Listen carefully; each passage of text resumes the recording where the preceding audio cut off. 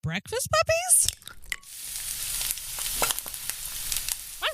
This podcast contains adult language and content and is meant for mature audiences. Listener discretion is advised.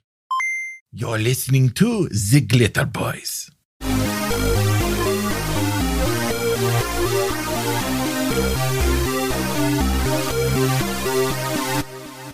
In this very special episode of the Glitterbois, I want to talk about one of my favorite features of Palladium Fantasy Wizards, specifically, and that is the Enchanted F'ing Cauldron. So, as I understand it in this one, wizards get spells differently, right?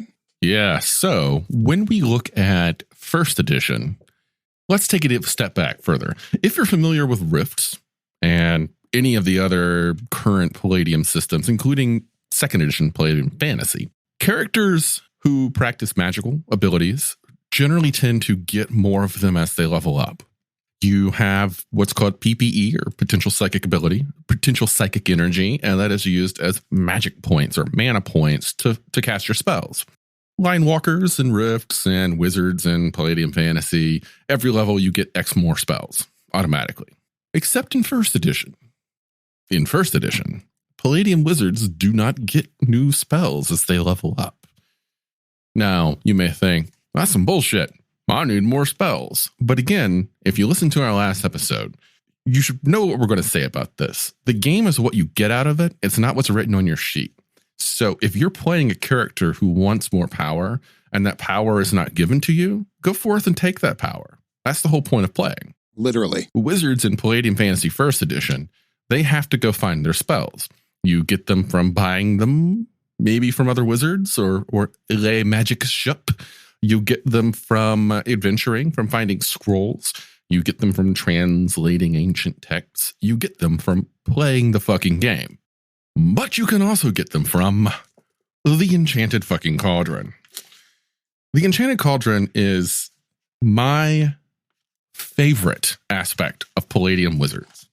So in first edition, Palladium Wizards don't have potential psychic energy. You don't have mana points to cast your spells. It's similar to Dungeons & Dragons, actually, in that you have spells per day. You can cast X number of spells per day, and it's not limited by level. You could cast, if you can cast 5 spells per day, you can cast 5 of any of your spells as many times, or you can cast the same spell 5 times. That's the highest level you know, or you can cast the same lowest spell. It doesn't matter. 5 spells per day, that kind of thing. But you want new spells because the spells that you start with are simple. You start with the ability to decipher magic. That's a good spell. You start with sense magic, crucial spell. Cloud of Slumber puts people to sleep. You know, first level AD&D wizard is a walking sleep spell. You start with Globe of Daylight. You got to be able to see. Tongues, so you can speak with people. And the sixth and best spell, the Enchanted F'ing Cauldron.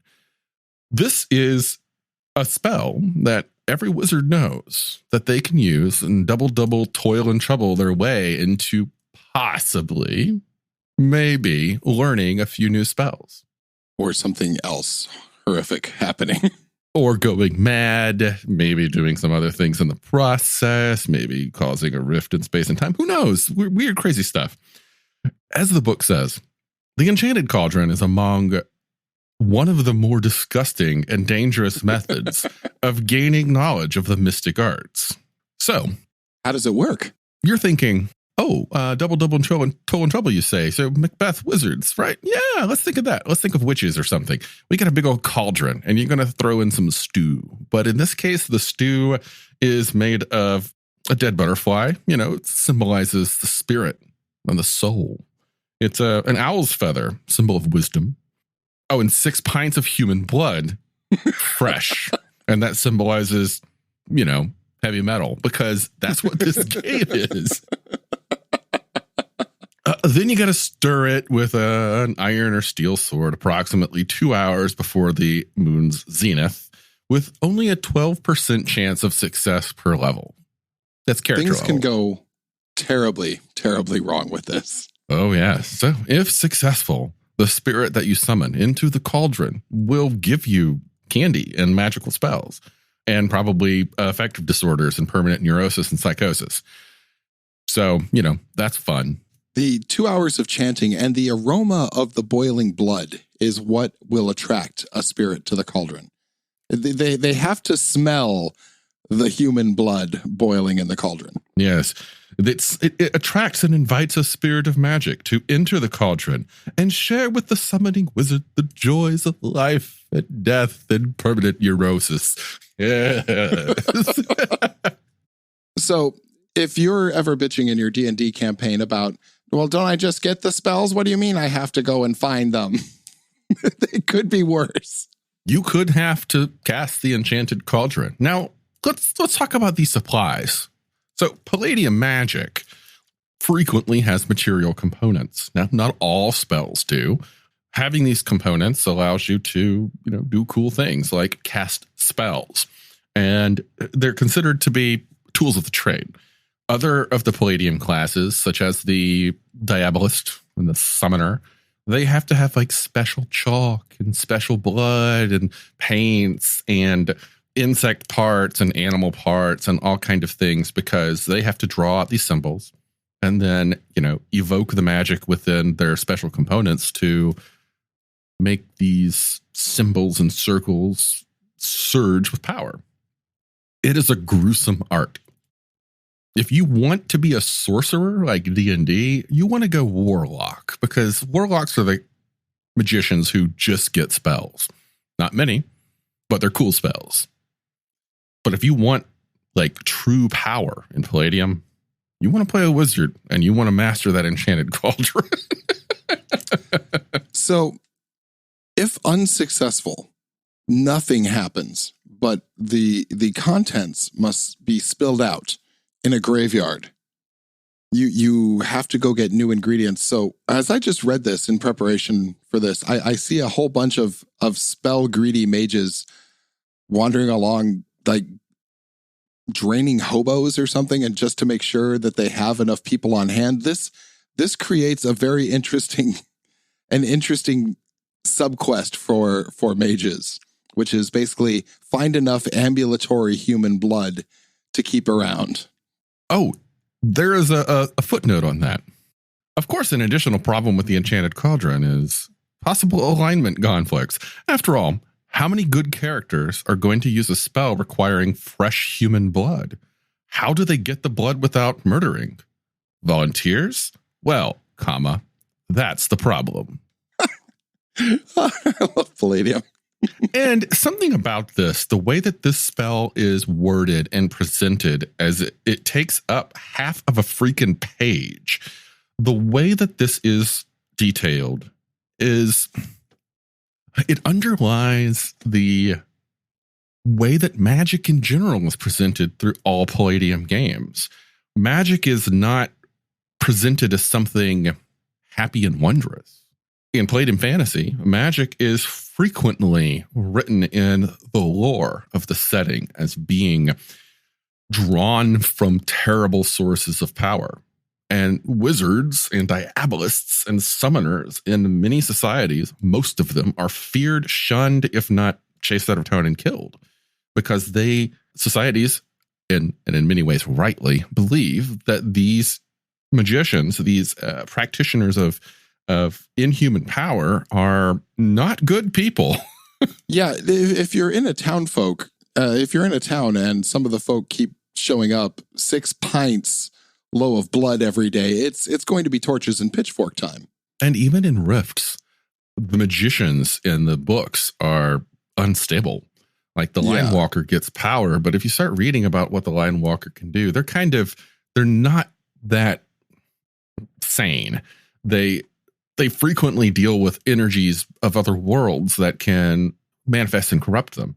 Now let's take it a step further, and we have shifters. Shifters are in many ways portrayed as downright evil villains, madmen who are similar to the summoners of Palladium Fantasy. They want to draw otherworldly power and, take power for their own, and that power corrupts. I love that portrayal. It reminds me a lot of dungeon crawl classics where wizards kind of start getting corrupted and turned to chaos. Very similar also to Warhammer. Yeah, when you're dealing with power that has to be bartered, bargained, or bought, gives you a level above your common humanity. It's hard for a wizard to maintain the same ethical ties that we would consider normal. So they start muttering things about the greater good and things like that. And then, it's time to never turn your back on that wizard when they start taking those shortcuts. Yeah. And one of the character classes in the game is a witch. And a witch, what you might be thinking if you're into like frou-frou, nature magic, and Wicca kind of stuff, forget that. Witches in this game are characters who have sold parts of their soul to otherworldly entities for power. And it's not going to work out for you. It's not good. After revisiting this with you, I'm starting to wonder if that late 80s, early 90s furor about the devil in role-playing games wasn't, because that wasn't D&D. I'm starting to wonder if some of that blame lies squarely here. And you know what the fun part about that is, from my own history? When I was in middle school, we played Palladium with a group of my fellow students, one of which was a fellow whose parents were Episcopalian, I think. Episcopalian ministers. His dad was an Episcopalian minister. His mom was like a Christian mystery writer. Oh, okay. They would not let us play Dungeons and Dragons, but the book said Palladium, so they didn't care. They never even read it or looked into it. So we played Palladium, and It was fine because it wasn't that Dungeons and Dragons thing that they had been hearing so much about. No, this was clearly something different. I love that, Dungeons and Dragons first ed, pretty frou-frou, not too brutal. But this is, just a few years later and just awful. This, like I said, Palladium is metal as fuck. Like, I can almost picture Kevin just every now and then leaning back while he's writing it and just fucking throwing the goat, being like, yeah, like it is good. Back to the cauldron, though, once the disturbing deed is done and, you've trained 5 or 6 hobos and you actually have gotten a success, it's not just one spell. Like, it bottoms out at 3 and goes as high as 7. Uh-huh. So when you're counting up the human cost of your insane lust for knowledge and power, I mean, the cost benefit analysis is actually pretty good if you can pull it off. Permanent psychosis. It's not just permanent psychosis. I'm going to go over that table real fast. Roll percentile dice and see insanity table. 1 to 13, no insanity. 14 to 20, affective disorder. 21 to 40, phobia, only 1. 41 to 50, phobia, 2. And this is my personal favorite. 51 to 70, neurosis/sexual deviation. There's also neurosis, general table, and psychosis. I didn't go far enough to look at the sexual deviation table. I assume there is one, or do you just get to pick it? That's a good question. Let's turn. I would allow maybe a choice. Like, tell me, what do you want to fuck the most? Let's get to the tables. Yeah, I don't think there's actually a sexual deviation table. I was looking at the neurosis, and it's not on there. Very disappointed. Yep. So you get to pick one. Yeah, I would think you get to pick one. Well, that's all kinds of fun.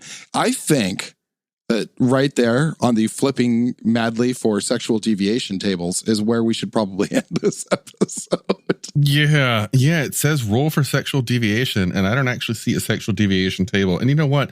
I'm okay with that because this is the 80s, and I can't expect a sexual deviation table in a 1980s RPG to be up to my standards. We all think we invented sex, but I mean, I'm pretty sure that people were pervs like way back through history. I'm almost positive that's a safe bet. Man, yeah. You're still looking for the sexual deviation. I am, and I don't see it, and I'm gonna leave it there. I'm I'm going to leave it there. Maybe it was cut. Maybe because this book is the 9th printing. Do you have the second edition? This is first edition. I've got second edition over there. I don't want to deal with it. Okay. We're going to end this on searching for sexual deviations. As we should. Thanks for tuning in, everyone. We'll catch you next time.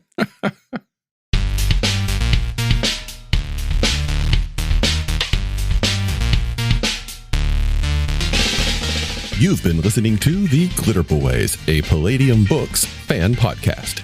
Glitterbois, Rifts, the Megaverse, and all other such topics are the property of Kevin Siembieda and Palladium Books. Please buy all their stuff and help keep them in print and making more games. You can order directly at palladiumbooks.com, and their entire catalog is available digitally at Drive-Thru RPG as well. Our opening music is 8-Bit Bass and Lead by Furby Guy from freesound.org.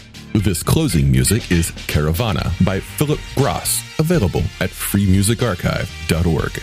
All sound effects used are self-made or acquired via Creative Commons 0 license. If you like what you have heard, find us on Twitter and Facebook as The Glitterbois. That's BOIS. And check us out online at breakfastpuppies.com/glitterbois. And also join us on the Breakfast Puppies Network Discord at breakfastpuppies.com/discord.